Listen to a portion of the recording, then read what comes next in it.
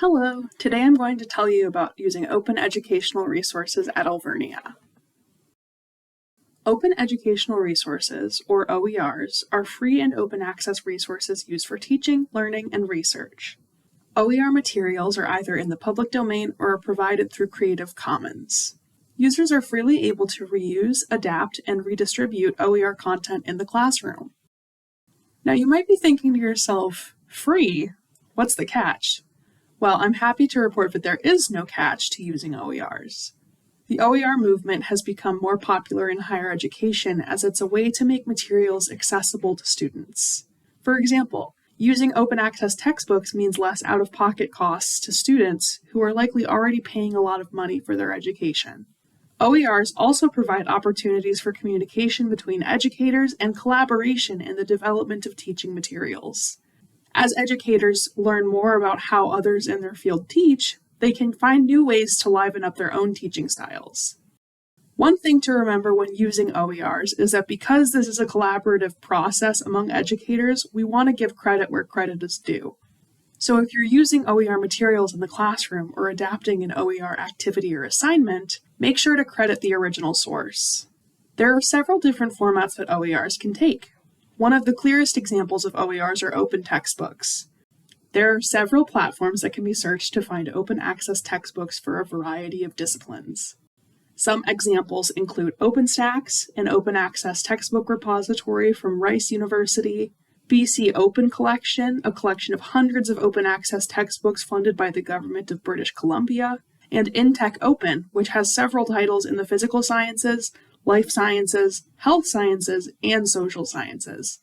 These are only a few examples. There are dozens of other searchable open textbook platforms and repositories available for free to find OERs. And textbooks aren't the only way to incorporate OERs into your classes. There are also OER platforms that can introduce instructors to plenty of other teaching materials, including entire course frameworks for adaptation by instructors, interactive modules, games, and activities for the classroom, sample assignments with instructions on how to implement and assess them, digital collections, simulation videos or labs, tutorials, and more.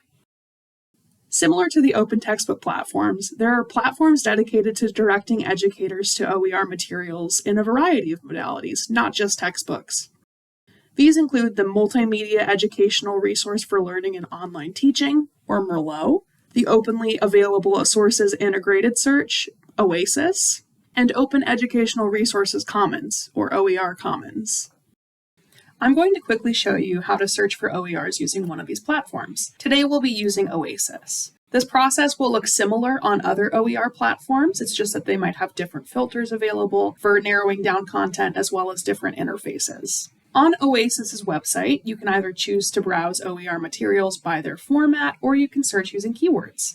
Let's say, for the purpose of this instruction, I'm interested in finding materials for teaching information literacy. Once you enter your search terms, you'll see the results page. You'll notice that OASIS does include OER textbooks in addition to several other content types. Maybe for the purpose of this exercise, I don't want textbooks. I'm more interested in activities or coursework to make information literacy more interactive.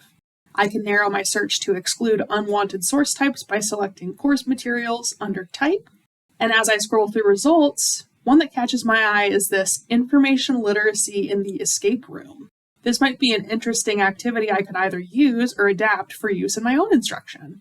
Clicking on the activity's name takes me to its source, which in this case is the Community of Online Research Assignments, or CORA. From here, I can select the attachment and see the clear instructions of how this activity would be carried out, including who the target audience is, how much time I should budget for the full activity, a checklist of needed materials, and instructions on how to lead. I encourage you to try looking through our OERs yourself. They might just inspire you to consider some more creative class options in addition to the benefits I've already mentioned in this video. All of the resources we've mentioned today can be found by visiting the library's Open Educational Resources Guide at the URL listed below. The OER guide walks through several multidisciplinary options for finding course materials and textbooks. For more subject-specific OER suggestions, you can check out your individual program guide or departmental library guide. If you have any questions about OERs or how to find and implement them in your classroom, please don't hesitate to reach out to the library.